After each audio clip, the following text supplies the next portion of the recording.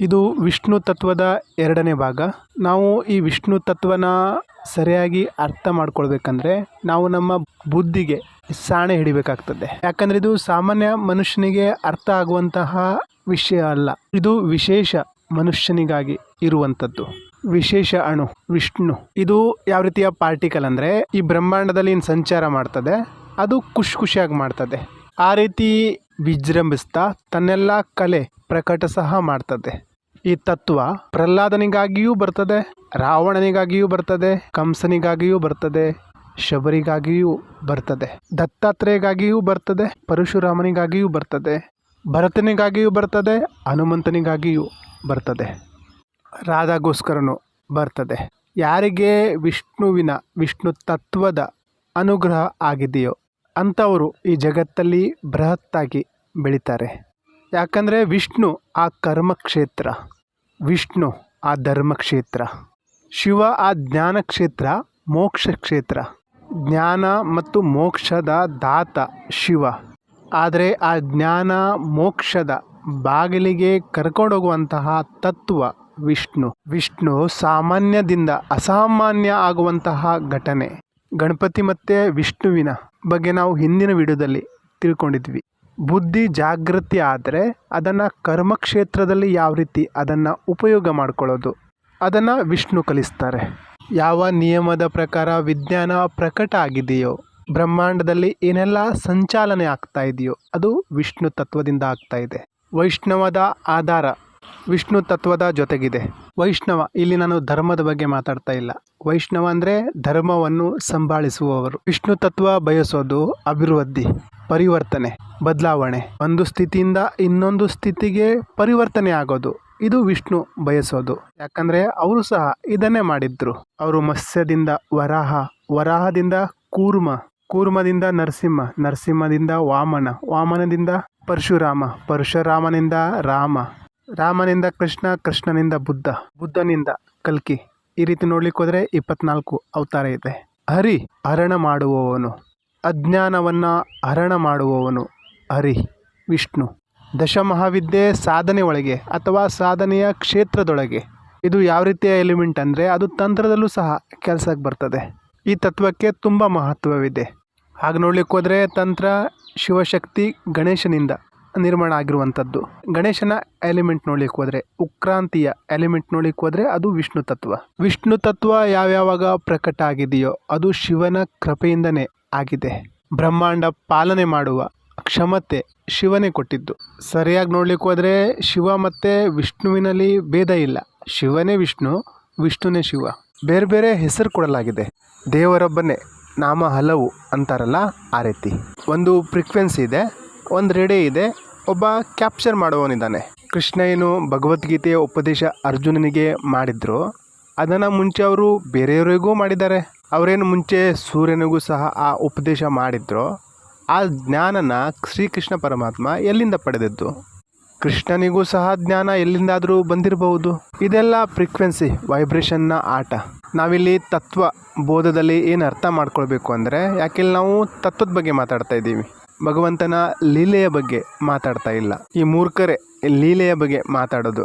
ಜ್ಞಾನಿಯಾದವನು ಆ ಲೀಲೆಯಲ್ಲೂ ಸಹ ತತ್ವವನ್ನು ಹುಡುಕ್ತಾನೆ. ಕೃಷ್ಣ ಜನ್ಮ 1 ಸಲ ಆಗಲಿ 100 ಸಲ ಆಗಲಿ ಅದರಿಂದ ನಮಗೇನು ಲಾಭ ಆಗ್ತದೆ? ಅವರು ಬೆಣ್ಣೆ ಕತ್ತು ತಿಂತಾಯಿದ್ರು, ನಾವು ಅದನ್ನೇ ಮಾಡ್ತೀವಿ. ಭಾವ ಭಕ್ತಿ ಅದು ಒಂದು ಕಡೆ ಇದೆ, ಈ ತತ್ವ ಅದು ಇನ್ನೊಂದು ಕಡೆ ಇದೆ. ಮೊದಲು ನಾವು ತತ್ವನ ಅರ್ಥ ಮಾಡ್ಕೊಳ್ಬೇಕು.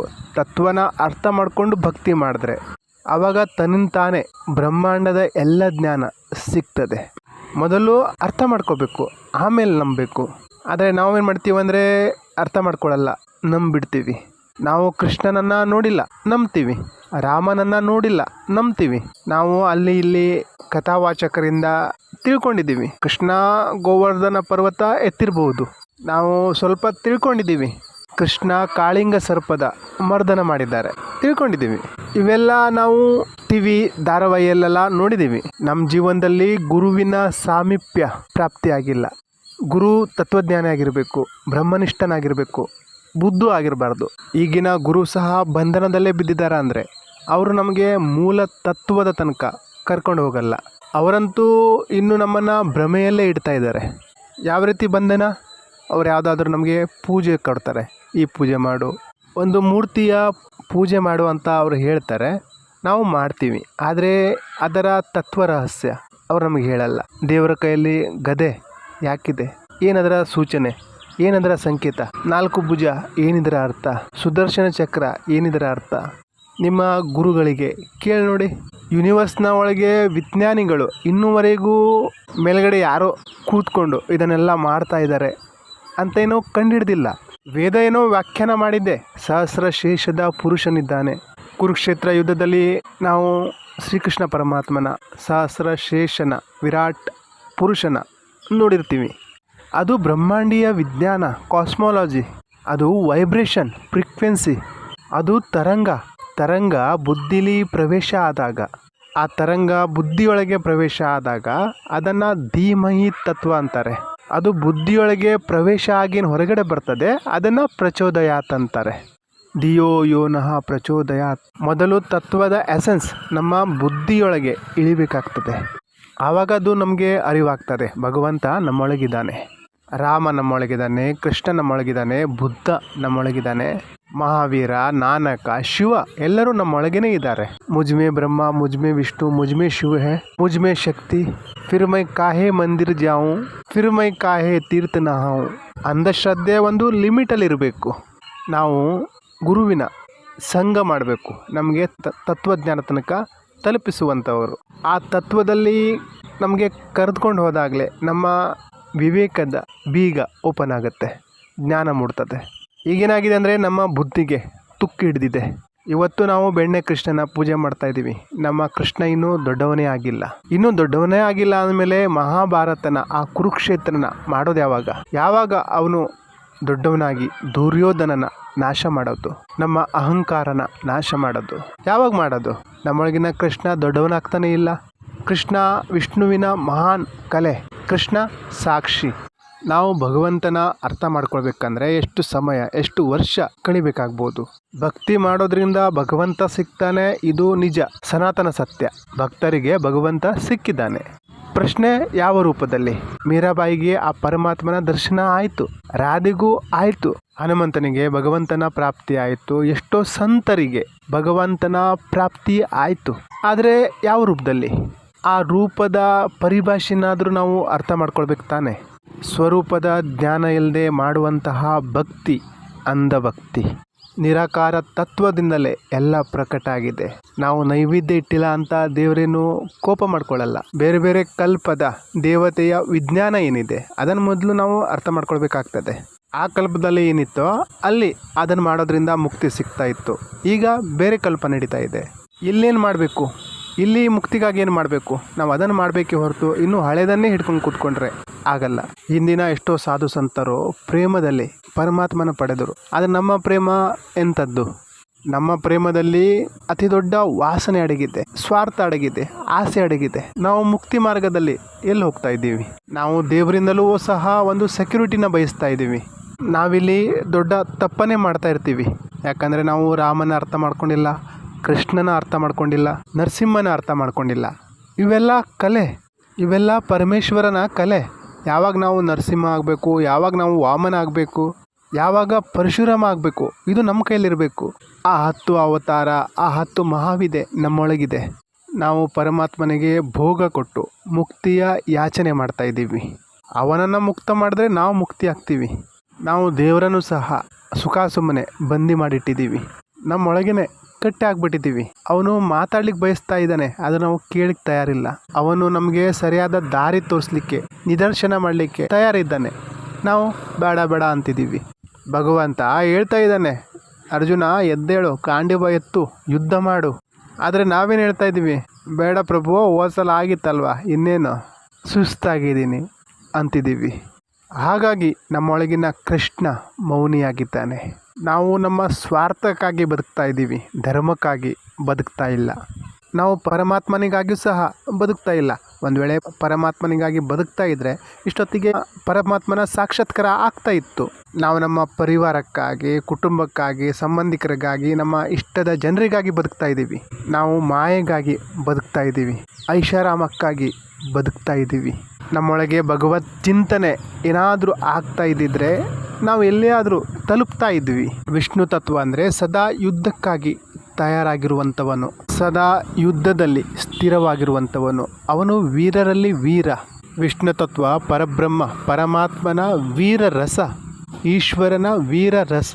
ಎಷ್ಟು ಸಲ ವಿಷ್ಣು ತತ್ವದ ಉಗಮ ಆಗಿತ್ತೋ ಅವಾಗೆಲ್ಲ ಬಲ ಪರಾಕ್ರಮಕ್ಕಾಗಿ ಆ ತತ್ವದ ಪ್ರಾಕಟ್ಯ ಆಗಿದೆ. ಅಸುರರನ್ನು ಕೊಲ್ಲಲಿಕ್ಕೆ ಜನ್ಮವೆತ್ತಿದ್ದು. ಪರಿತ್ರಾಣಾಯ ಸಾಧುನಾಂ ವಿನಾಶಾಚ ಚತುಷ್ಕೃತಾಂ ಧರ್ಮ ಸಂಸ್ಥಾಪನಾಚಾರ ಸಂಭವಾಮಿ ಯುಗೆ ಯುಗೆ. ಭಗವಂತ ವಿಷ್ಣು ಹೇಳ್ತಾರೆ, ಗಾಂಡವ ಎತ್ತು, ಚಕ್ರ ಎತ್ತು, ಸುದರ್ಶನ ಎತ್ತು ಅಂತ ಹೇಳ್ತಾರೆ. ಧರ್ಮಕ್ಕಾಗಿ, ಆತ್ಮಧರ್ಮಕ್ಕಾಗಿ ಯುದ್ಧ ಮಾಡುವಂತಾರೆ, ಸಮಾಜಕ್ಕಾಗಿ ಅನ್ಯಾಯ ವಿರುದ್ಧ ಹೋರಾಡುವಂತಾರೆ. ನಾವು ಹೋರಾಟ ಮಾಡಲಿಕ್ಕೆ ತಯಾರಿಲ್ಲ. ಅವರು ಸಮಾಜಕ್ಕಾಗಿ ಅಧರ್ಮದ ವಿರುದ್ಧ ಹೋರಾಟ ಮಾಡಿದ್ರು. ನಾವು ನಮ್ಮೊಳಗೇನ ಯುದ್ಧನೇ ಮಾಡ್ಲಿಕ್ಕೆ ತಯಾರಿಲ್ಲ.